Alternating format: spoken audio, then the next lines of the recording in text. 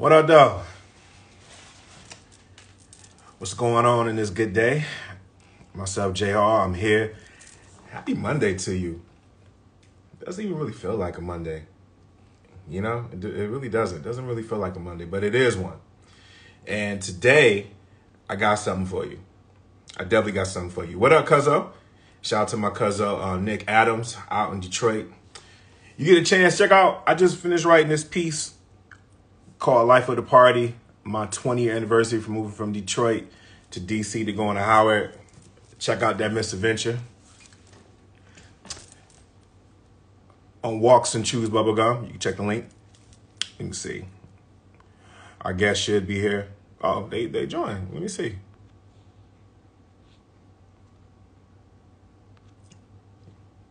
Oh. They here, they here. There they go. Hey.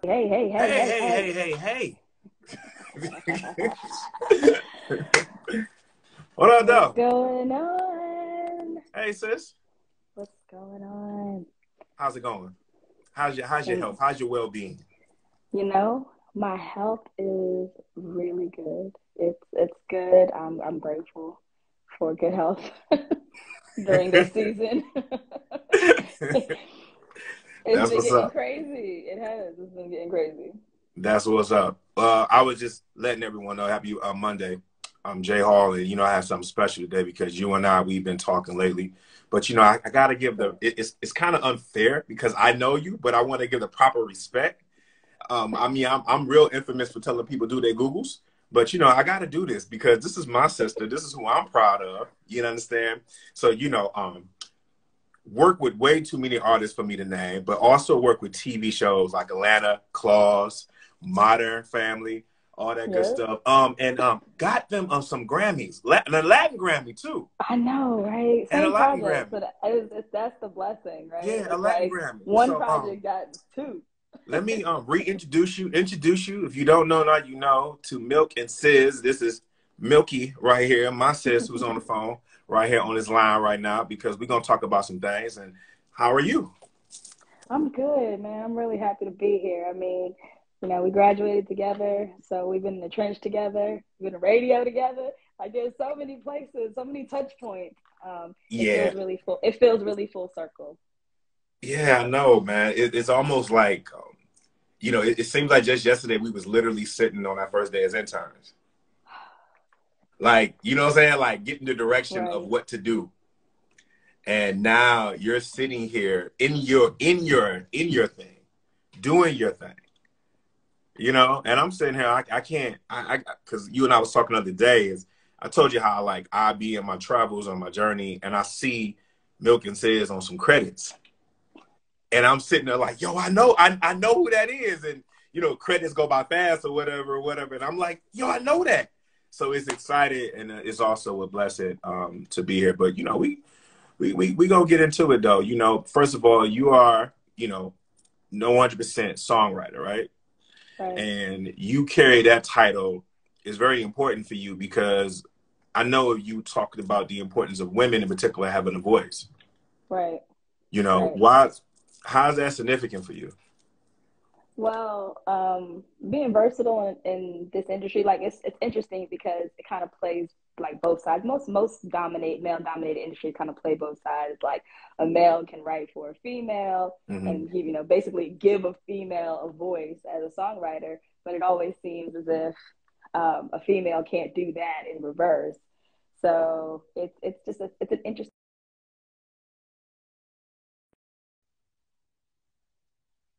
Not trying to step back and let someone say, you know, this is like, you can be top line. You can be the top line writer.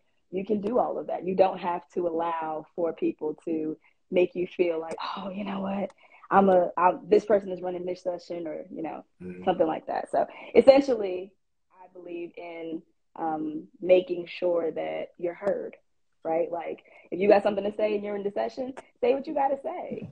Don't sit there and wait for somebody to ask you a question because they're not.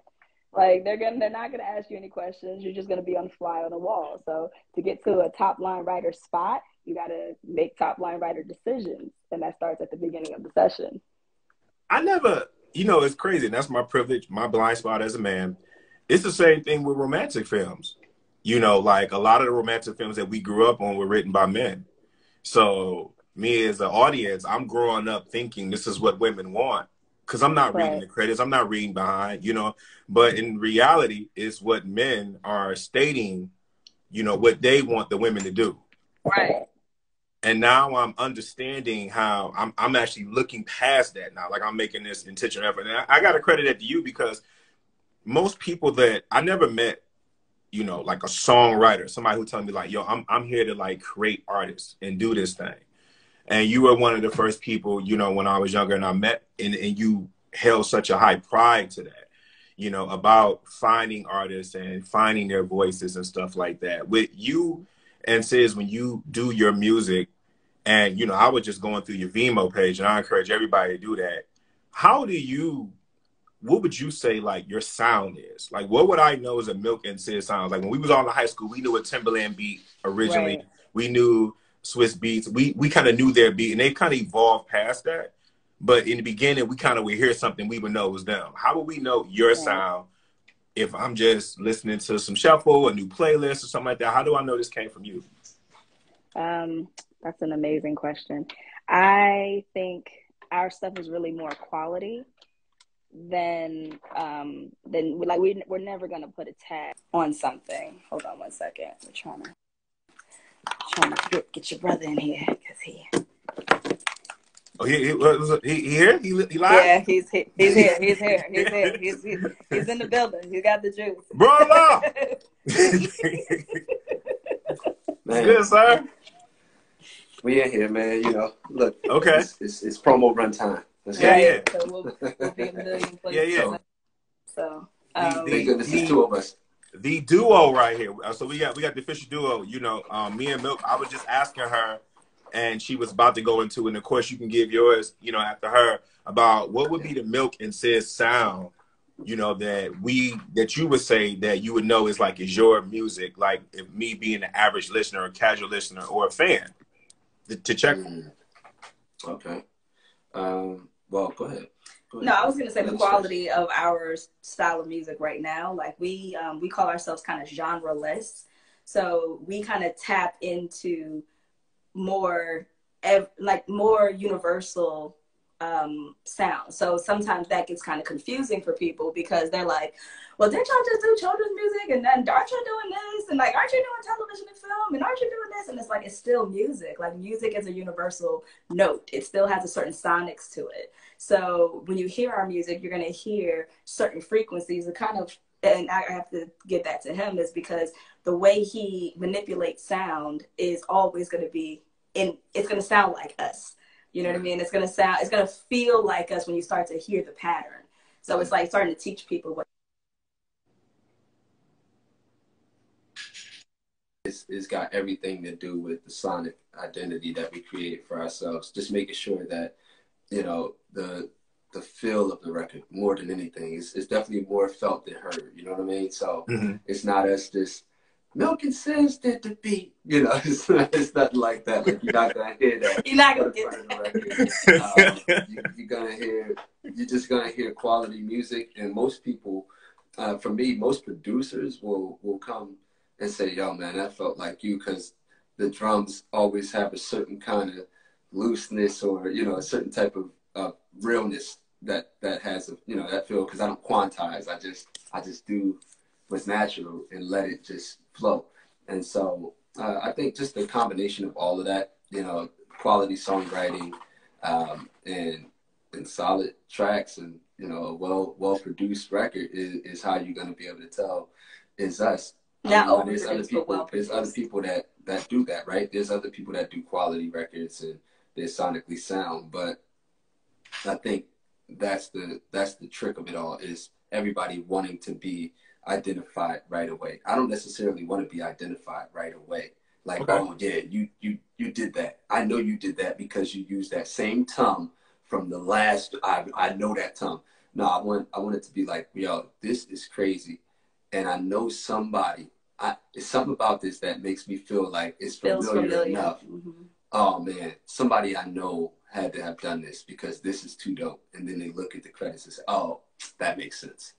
You know, I'd rather you say that makes sense. Like, oh, that's why it's so dope. Because it gives us more longevity. We're not just trying to, like, you know, jump in the game and then jump back out. We've been doing this, you know, together like over 15. Almost this year be 15 years for us. Yeah. Working. So I want to talk about the elephant in the room for a second. So like, because I know you two do the whole bang. You produce, you write, and all of that. As a couple, if you're writing a song about, for example, like cheating, do y'all kind of look at each other for a second and just kind of be on some like, where you get that idea from? Or is at this point you're so professional, you just let it keep going? Because I mean, so you know, I hear certain songs and you hear the singer and you hear them singing so passionately. Right. But if you created that and I'm behind there, is there times where there's like a quick glance, like, or when you drive home, like from the studio or something like that?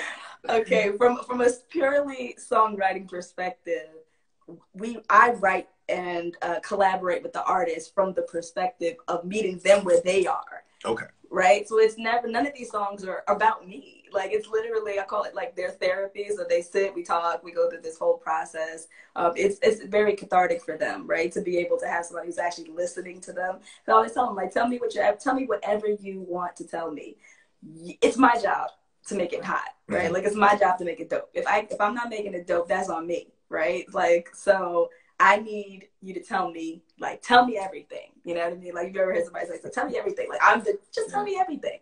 I'm tell me everything person. And that's what, it's always their perspective. So none of this is about us. I mean, you know, I'm not trying to start nothing, but you know, the elephant in the room. It's funny because everybody always asks that, you know, what is it like to work with each other? Like, how is it, you know, and to your point, like, is it ever a time?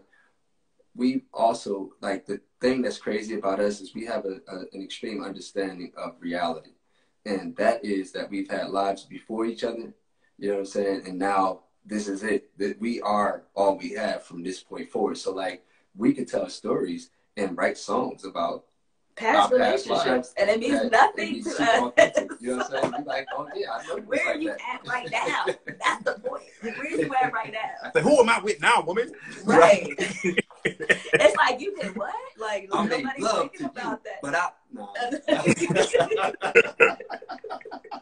It's like, you know, I'm in a car with you. What you talking about? She lying. Right. It's like, when did you write that? Now, I will say that with like some of their newer projects, we have like maybe when we celebrated our 10-year wedding anniversary in 2020, we made a book called A Decade of Love Songs, right, to kind of commemorate our 10 years of life. So it has like a bunch of songs we've written over our careers in it, and touches on how sometimes, you know, quietly we will infect a song with some of our own truths, especially when you know, artists are struggling in that department. They want to be able, like you said, they can sing the song, but they don't have any connective tissue. There's nothing connecting them to that song. We try to give them that meat and try to make sure they're like, okay.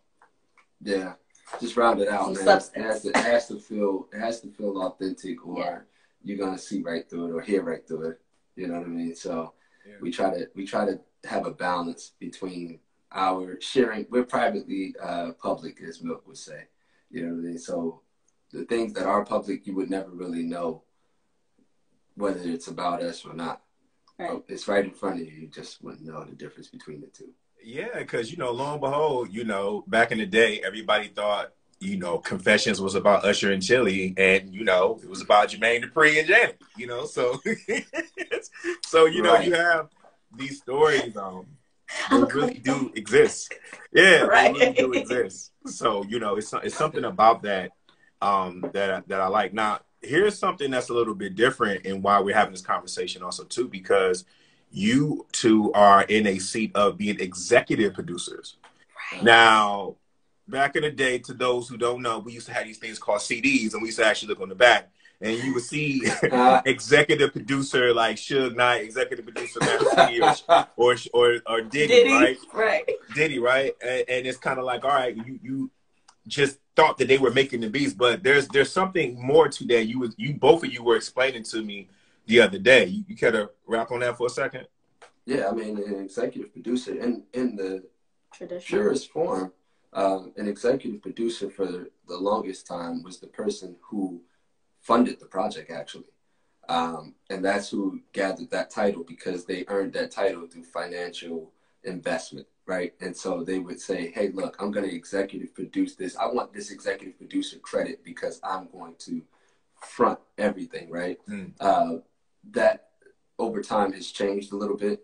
But at the end of the day, it's always about somebody contributing something. So that might be not financial, but it might be your music. You know what I mean? It might be thoughts, just right, your intellectual support properties, things of that nature. So you negotiate and figure that out, like who's going to executive produce. Like your idea, you conceptualize the whole thing. That's a completely, and I think for us, it's more, it's definitely a creative. It's a creative, yeah. It's more creative on our side, but also we are business people, right? So this is our joint venture, and you know, this is also our imprint. And so we wear a lot of hats within this particular project, you know, with this J.Holiday project, because it's like, okay, cool.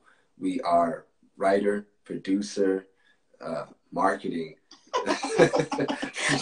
Talk about doing everything. You know what I mean? Like all of it. And so we wear a bunch of hats, and for us, we have to put that business hat on.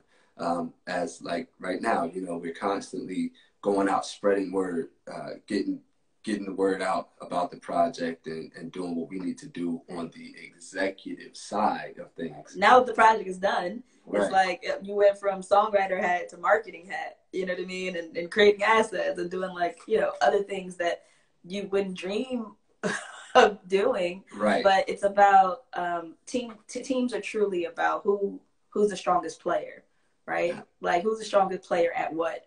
So you're not really trying to say, man, you know what? I was up doing blah, blah, blah. It's like at some point, you know, Sizz was mixing all of these records, right? Mm. And because he was mixing all of these records and making sure they was mastered and they were sonically right, I was kicking my feet up. I wasn't really doing nothing. My part was done. I was right. You know, I was finished with my part. Mm. And then when he was done and it was finished and it was mastered and it was back, it was like, okay, now I had to kick back in, right? So because that's when the marketing starts. That's when the socialization starts. That's when hey, do you want to listen to something really cool? We're really proud of it, you know? And until you, like, one part stops and another part stops, it's like, it's all fluid, but you have to know when it's time for you to get back in the game, right? Yeah. So it's like, yeah, you could be out on a like, okay, man, I just need to go get some water. But then they come back down to court and they like, yo, come on, man, where you at? Where you at? What we doing? I can see that. And, you know, first of all, let me say congratulations to both of you for that, because I can't think of two other individuals in my journey that I know who does not deserve that. Like, you two definitely deserve that. And when you're taking on the hat as executive producer, I could imagine that means that, you know, the product or the project becomes a little bit more personal. Hence how my next question is, like, leading to J.Holiday. I mean, you got someone who was an established artist, you know, and, you know, he had a couple of records and everything, but he kind of went away for the most part. What's that about when you want to wear this hat for the first time with an artist? And it feels like on this side, like there's a lot more work than even executive. It seems like that's like a personal management. That's like a conversation, because you have to convince people, whatever their perception has been of J.Holiday for the past whatever years, unless you were like a diehard person, you're reintroducing this artist. Yeah. You said a mouthful. You said a mouthful. I mean, we understood that we were getting into an uphill battle, right? Because you have to battle against. We're not battling against other artists. We're battling against the old version of him. Technically, I mean, you know, he had a #1 record multiple times. So it's like, okay, now how do you battle against that? And then, like you said, somebody who's been kind of dormant from the industry, and when the name popped back up, it may have not been in a positive sense, right? It may have been in a negative connotation where it's like, oh man, well, this person is talking about this person and it's gossipy, you know, messy. For us, we understood that there's two big things that we had to get right with this.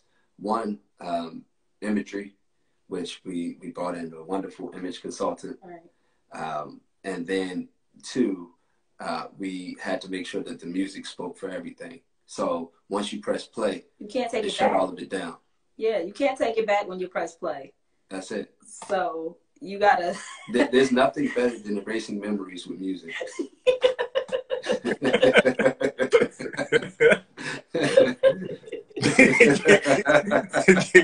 I mean, I got nothing. I got nothing for it.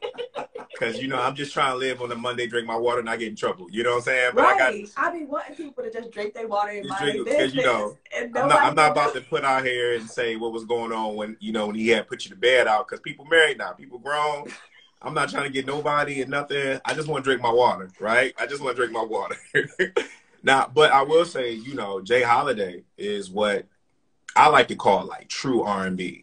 In that sense, not necessarily old school, because, you know, the brother ain't, you know, what, you know, he's not Isley Brothers, like, he's our age, right? But it feels like that is where they're pushing R&B now, because it's almost as if R&B isn't sounding like hip hop, then it's almost like, well, they're going to throw you to the adult section, they're going to throw you in that. But when you two were playing some music for me, I was like, man, this sounds really fresh, and I was almost upset at myself, because I'm like, I've been conditioned over these years to only listen to a song for about 2 minutes, not have no expectations of vocally any of that, but that's not the feel that I was getting with this with J.Holiday. So when you are going into something like that and you're making like an R&B record in a time where people, it appears like their attention is not on R&B like the way it should, how do you feel about that? Like, you take it personal, like you go in there like, look, we about to go in here and resurrect the whole genre, or you going in there kind of like, we just gonna take it like this? Like, how do you feel? What hat you put on? Great music. The only hat you should ever put on. Like, putting your ego into this process is, you're not in it for the right reasons, right? Like, I cannot resurrect an entire genre. That is not possible. Like, it would be like too altruistic to be like, yes, I can totally do this. I'm gonna throw this on my back. It's like, but that's not gonna happen. If you just focus on making good music and making it with the right intention. Intentionality is everything. I always tell people, you can hear fun in a record. You can hear pain in a record. You can hear all the emotions inside of a record. So if you focus on making something good that capsules a true emotion that's pure, people can identify with it because it's authentic. Yeah, I don't care. Honestly, I don't care what box you put in it, because somebody's going to put something in the box every time. You got an artist like her who's only in her 20s, and they put her on adult contemporary record. You know what I'm saying? Like, so you would like it, to your point, they're pushing R&B into urban AC, or, you know, if you're black and you're singing anything, you're urban. You're not whatever that particular genre may be. Right. And so for us, we couldn't go in thinking about it that way. We just had to go in thinking about it from a standpoint of, to echo Milk's point, like, we just here to make great music. And if we love it, somebody's going to love it. Because you can feel the love off of it. You're not looking for something that didn't happen. You're like, you know what I mean? Like, if you're trying to recreate, like, we didn't come into the studio trying to recreate any song. Yeah. We weren't trying to recreate a moment that we weren't there. How are you trying to recreate something and you wasn't even there? Yeah, you wasn't outside, yo. You wasn't outside. You wasn't outside. And it's crazy because I just got off another, you know, meeting with my fam, Xavier Black. He said something really key, and he was saying how artists typically from that era or that time frame, they'll leave, you know, and you haven't heard from them. They had big hits back in the day, and then they come back and they all make the same big mistake, or in my opinion, it's two big mistakes. They make, either they try to do whatever's current right now and it sounds terrible, and they just fall extremely flat and they sound like they're very old trying to do something really young, and or they just don't give you quality at all. Like, it just sounds dated and terrible. So either way, it winds up being terrible. You know what I mean? And it's like, just because you don't have a major label pushing you does not mean you have to sacrifice quality of music. No. It doesn't mean you have to sacrifice the quality of the marketing assets. It does not mean you have to sacrifice all of the things that came with a major deal. You just have to know what those parts are and fulfill them. Now, both of you have worked with artists like in all your years separately and a lot together. Mm-hmm. Do you take, is it more challenging working with a seasoned artist or a new artist? Oh my God. What a question. I think artists are challenging. Artists. Just artists. I can't put seasoned. Honestly, to get to that star quality, like to be honest, like Jay is like one of the most phenomenal performers. You know what I mean? And vocally, he's really amazing. And we've come across super talents. That's why I call them a super talent. So there's super talents throughout the industry, right? But it's usually something personal, right? That's holding them back. It's never, for every super artist that I know, if they could get out their own way or they could do something like that. So when people say new, old, it's like, it don't matter. It's a personality thing. Yeah, but that's what also makes them great. Yeah. You know what I mean? Like the things that actually makes them like super talents is because they have this ability to make something great if given the right resources and tools. Yeah. But people can't stay around long enough to figure out what that thing is. Yeah. The only difference between new and seasoned artists is that somebody managed that crazy for longer. That's it. That's it. Like artists are gonna be artists. And I mean you want that that intensity, right? Yeah. Like you want that intensity. So you gotta take the good with the bad. You can't sit there and say, yo, I just want you to act right and just sing these songs to act right. Ain't nobody about to do that that's a super talent, because they got opinions and they got thoughts and they got, you know what I mean? Like we're talking about high level talent. There's always, you always hear some talent in the media for different reasons, right? I can name like at least more than a handful, mm-hmm. right? But every time they drop a record, like Sizz is kind of saying, is like, if they've gone from the scene from a long time because of some, wild tantrum or something that's happened, when they reintroduce themselves, if they still with the label and they still have that major push, it still looks like that artist at that super talent level, mm-hmm. right? Versus when they've gone off to the thing and then they get into their bag and they want to, I'm gonna make this whole thing by myself and I'm gonna be great. You know what I mean? And it's like, but you had a team. You had a team when you were at the label. You had a whole system. You had a machine that you ran through. So we like to tell people, you still gonna get ran through the machine. So you still gonna have to come see us about certain things. It's still a machine. We are a machine, even if it's just the two of us. Right. Yeah, I can't think of a more perfect title for a more perfect artist than J.Holiday naming this album Time. Yeah. Because when I got off the phone with you, I really sat with it. And, I played Rider like a whole lot more. And I thought about like, man, when he came out, what all has happened since then, just in life, like where we all were, where this guy might have been. I had a hairline, all this good stuff that's been going on, in Time, right? And like where we are at Season.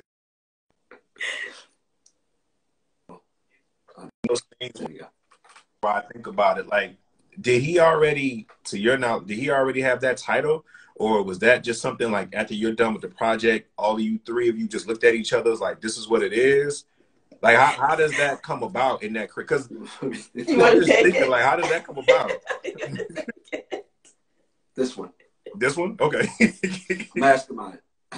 Milk, actually, she came up with the song Time in one of the first sessions that we did for the album 4 years ago. The first session, like the actual first session. Yeah, actually, that so was the first session, after the song was done, Jay was like, "This is it.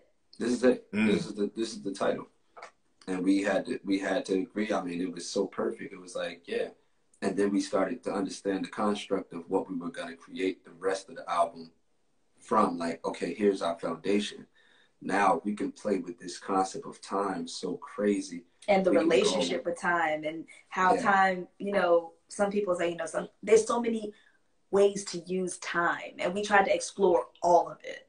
You know what I mean? We tried to say what relationships look like when things are flipped upside down. It's like, okay, Jay said it really well tonight, which is like, you know, am I supposed to be responsible because I'm with you for your hurt, right? And are you supposed to be responsible for anything that I do, right? Because and that's what like the song Hourglass is kind of about. And when he said that, I was just like, that's so true, because from our perspective, from a writing perspective and a production standpoint on that, it was more like, you can't come in and like a tornado and do whatever you want in this relationship, right? Sometimes there's an immovable object at the end of that tornado, right? And you know, I have a strong personality, so I admit sometimes I can be a very immovable object at times. So I love songs that kind of have that construct where it's like, oh, it can be flipped on either side, you know what I mean? But all we know is that the whole thing is broken. Whatever's happening is broken, and we need to fix it. And so we spent a lot of time dealing with those different ways that time can be used, and taking our time, because 4 years is a long time to be working on a project. I didn't even think about that. And you're right, because even in relationships, maybe in the first few years, sometimes 5 or months, depending on who they is, people be having their committed ideas going into it. They don't really, a lot of times they don't really go into it willing to compromise. They compromise when there's no other option. Right. Because they come in like, well, this is how it is. We celebrate Christmas on a Thursday, mother. Like, you know what I mean? Like, right. And so I can imagine working with an artist. If you want the best product, you can't just come in with this, like, this is how I feel like it's going to be. Because otherwise, why you have a team? Right. Right. You know, why do you have a team? Why do you need people and stuff like that? And I got to ask you before we even get off or go to the next thing, how important is it? Because I can't let this slip, because, you know, a lot of the younger artists, they're coming up now. They don't really need a lot of things to be known, right? They find a beat online, they either sing, they rap about it, and they good. Right. And they can put it up, they can distribute it. They don't, right. And they're going by the numbers. They're not coming up singing in front of churches or singing at the mall and stuff like that, where they can see that reaction. And how important is that, though, to really have producers, like not just beat makers, like an executive producer, a producer in there guiding the artist, getting the best out of that? Can you expound on that a little bit? Because, you know, now you get artists, if you say something, it's almost like criticism is not something that's well accepted in today's social media era. So can you touch on the value of why you are needed for me, the artist? Absolutely. Yeah. So, I mean, it's the difference between, between when you try to make your grandmama's banana pudding. It's not going to taste the same. She got to be over your shoulder. She got to tell you, no. Hey, take that, chop that up this way. Now do this. It's the guidance that forms not only the song and the way that it comes out in the structure, but it's a bond that's created between the two. Right. And that's a big part of chemistry. See, this is all science. Music is still science. Like, this is auditory science. So you can't play with the ingredients and think that you're going to get the same result. Right. You're not. The moment you put a different ingredient, it's a different formula, which yields a different result. And so if you want something that's going to be of quality, you have to have all of the parts involved. And a producer being there is like having a scientist in the room. You know what I mean? The scientist is there, hands-on, making sure that all the ingredients are in the right place and the right amount of doses, the quantities are right, everything is and boom, now you got that result that you've been looking for. And then it always adds up at the end. Every time you do it, the same way, it adds up at the end. Yeah, because, I mean, you can give anybody a packet of Kool-Aid, some water, and some sugar and say, go for it. Go crazy. It might not taste the way you want it to taste. You know what I'm saying? This is true. So it's the same perspective. It's like, look, you have to have someone with that expertise to be able to go in and say, look, you're in it. I get to look from the outside in and also be a part of it and have that unique perspective to be able to tell you, look, this is why we're doing this. And then when they step back and they see the results, it usually starts to build that trust where it's like, oh man, you know what? You don't even got to say it. Whatever you think is right, I'm going to go with that. And that's what it is, building with an artist. That's what, 4 years of working on this project looks like. It starts off like, that's dope. Okay, cool. Yeah, oh. And then it turns into, all right, well, look, if you say do it, let's run it. And vice versa. It's also respecting the artist and respecting their voice and not overcrowding them either. Not telling them like, look, no, you got to do it this way. It's not my record. Yeah, and it never works that way. Right? It's like both, like coming to the table with mutual respect. Yeah. Has to be there first and foremost, because if I don't respect you as an artist, then I shouldn't work with you. And if you don't respect me as a talent and as a creative, then you shouldn't work with me. Yeah. Because just because you think I could give you something that's dope, it's like I could give you something that's dope, but it'd be doper if we could work on it together. If we were working on it as I'm an island, what if I was writing all of these songs in another corner of a whole nother place? And I've seen it, trust and believe. I have been in the studio with creatives who will come back after they have a part and be like, all right, yeah, so this is the part. And you're like, you want to tell anybody else? You want to let anybody else in? You want to let anybody else in and figure out what's going on in that head of yours? It's like this is a collaboration. Yeah. Let's collaborate. Absolutely. So yeah, to answer your question, is very, very, very. No, that's a great example. This past Thanksgiving, I actually made my mom's stuffing, and I definitely need her over my ear, telling me what my grandma's recipe was through the whole time. You know what I mean? Yeah. I mean, it might be the white man's holiday, but it's my grandma's stuffing. So I'm totally with you. When you said that, you already put me at that. Let's talk about this, virtual listening experience going down with J.Holiday. What's the details? What we knowing about this right here?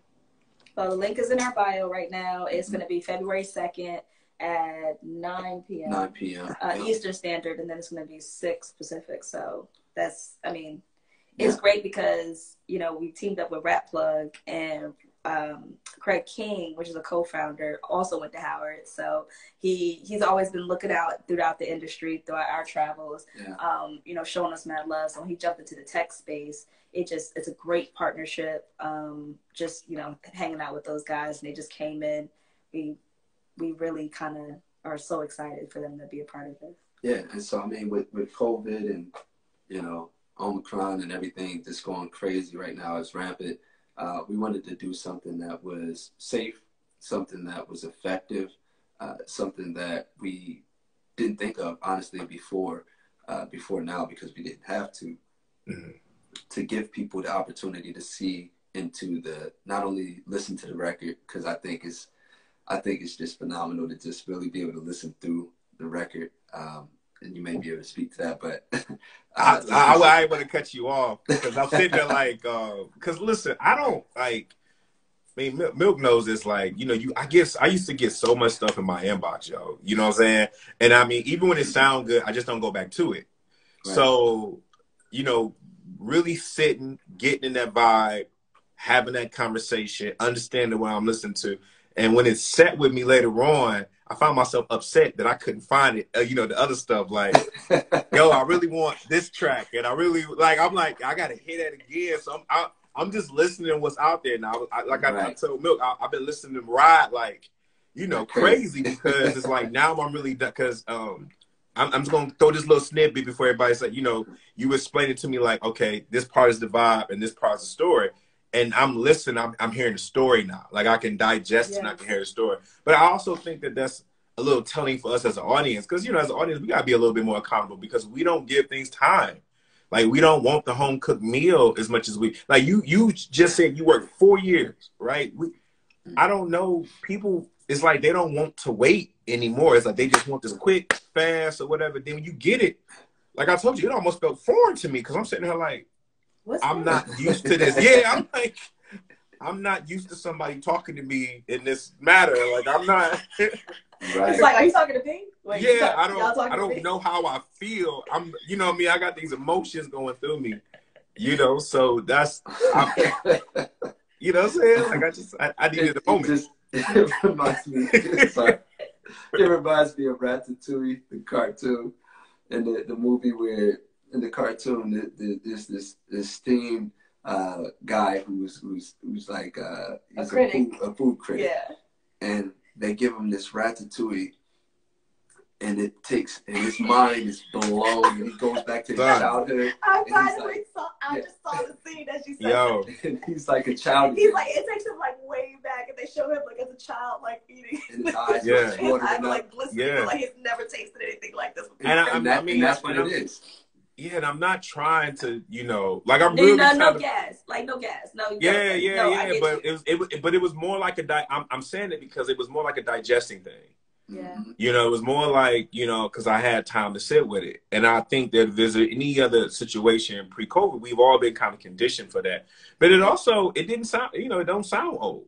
That's the big thing for me. Because when I hear something old, I'm like, listen, if I want to listen to old, I'll go listen to something old. I don't need a new old. Like, I'm like that. And I don't care if I come from the era or not.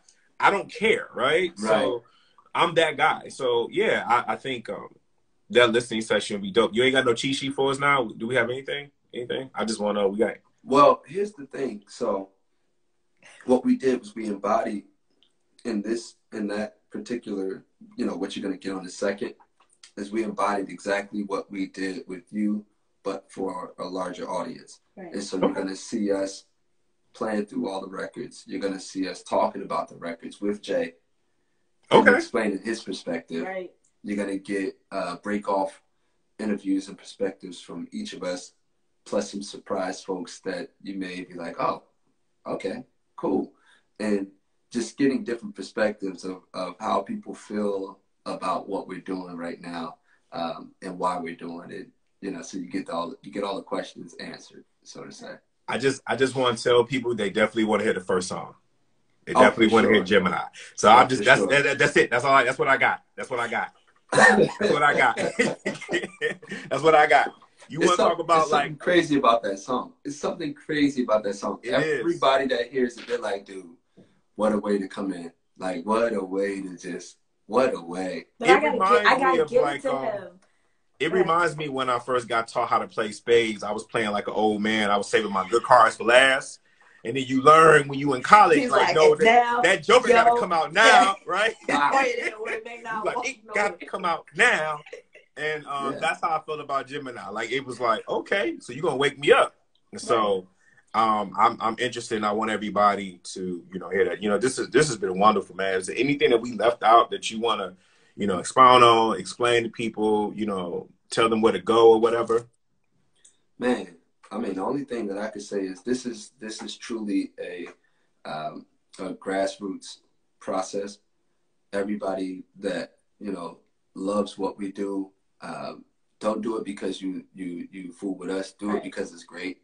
Spread the word. Once you hear it, once it comes out on the 7th, everybody will have an opportunity. I feel like the organic growth is going to be crazy. I feel like it's going to definitely do what records used to do, which is you ain't got to come out swinging. I don't need to come out top Billboard this week.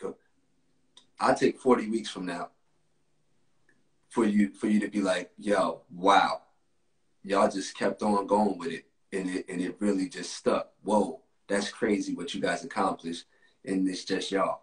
Yeah, I'd rather that than the unrealistic expectation that we're gonna outsell a Mary J or Bruno Mars. Like, I don't care about none of that stuff. I care about the quality of the music and the quality of the listeners. To your point, you said that you were, as a listener, not even, like, you were trained to not listen anymore. Well, we're trying to retrain the listeners to hear the story, to be a part of the story, to go on the journey with us. Start from 1, go to 11. Just press play and just let it go. And let it ride. I told someone else in another interview, it's like, it should be your forefront music, your background music, your ride out music.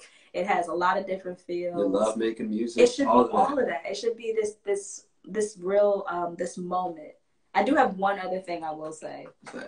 So we are getting ready to relaunch our live performance space. Yeah. So that's brand new. Nobody knows. So you get an exclusive. Thank you. I appreciate that. I appreciate that. Thank you. So we sent out a bunch of emails, you know, to telling people about the listening experience, which is just one facet of what we do. But our soundboard event is going to come back to Atlanta. It's going to be both virtual and it's also going to be some in-person stuff, but very, very limited seating. So we're really excited. It's going to be special. That. Yeah. I was watching a lot of the Vimo performances and I was almost jealous I wasn't there, but it was dope. And so let me just say this real quick. So I'm somebody that when I dive in something, I do I do the background. Like I'm a real geek. Like when I watch, I'm a comic book geek and I carry that with everything I watch. Like I read about like the background story and all this stuff. So for me, what makes the music that you two make is because I know you and the love that you two have each other, but most importantly, from my perspective, the respect that I see in each other's craft. Like I see an equal partying coming together. And so for that, it sounds believable to me. And I don't check for things to be real in my artists because it's just what it is. I don't didn't grow up. We didn't grow up thinking that. Like, I didn't grow up thinking what you told me was real, right? I didn't think Ice Cube was gonna really come to my house. Like I just didn't, you know. I didn't necessarily believe what I saw. You know, I believe Too Short, but I didn't believe everybody else.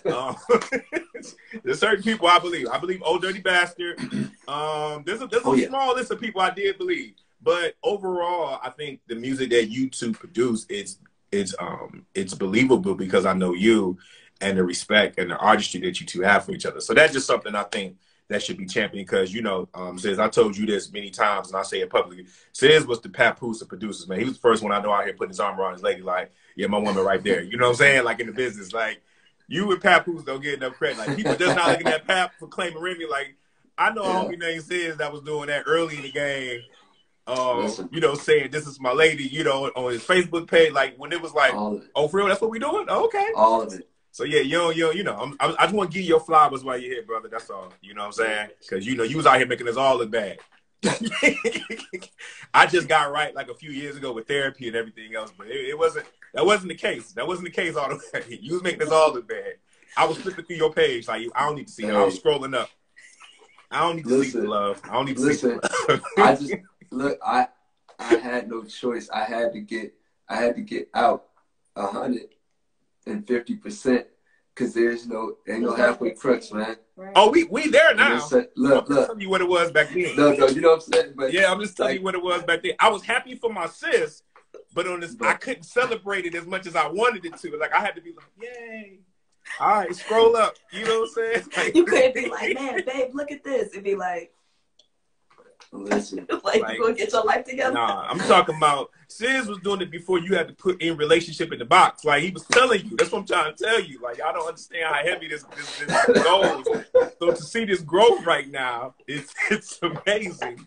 Cause now it's trendy, but man, you gotta give the pioneers, you gotta give them credit. Cause it's easy to do now, but back then.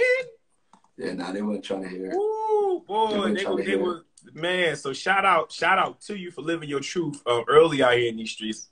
And Sizz, you know, it's always a pleasure to see you getting your work in and everything like that and taking it to the next level. I'm really excited for both of you. I'm excited. Shout out to the homie J.Holiday. I'm really excited for music and creativity to be coming to this space and people fighting against this push because I feel like it's only like that with us as Black people, you know. It's right, like, it's so true. Yeah, it's like so we got to come out here and we got to let everybody know that we can do so many things, but it's almost like there's a balance because we're trying not to portray what our roots are because this is what we do, but don't limit me. And I think you two have a great space of having that. So shout out to both of you and thank you for this. That. Thank you. Totally appreciate it. Yeah, so one more time. The listening session's February 2nd. Yes. Where can they find it? It's going to be on your live, right? Yep, it's on. No, it's the link is in our bio to go get tickets. So if you are watching this, go get tickets now. It's going to be on rapplug.live.com /programs /J.Holiday. So if you just go to the bio, it's in there. It's a link. It's a link. You just get tickets, and then you'll have access to this private session. Because it's important that we also protect the integrity, right, of what we're all trying to do. So if you love us, support it. You know, if you don't love us and you're curious, support it anyway. If you just want to come in and hate and be great, do support that too. it anyway. Like Easy said, I don't care if they burning my records. They bought them, motherfuckers. Right. I mean, I encourage people to come in and witness what I've been witnessing for years, and also too, you know, to hear what J.Holiday got to say, because I think he got something to say.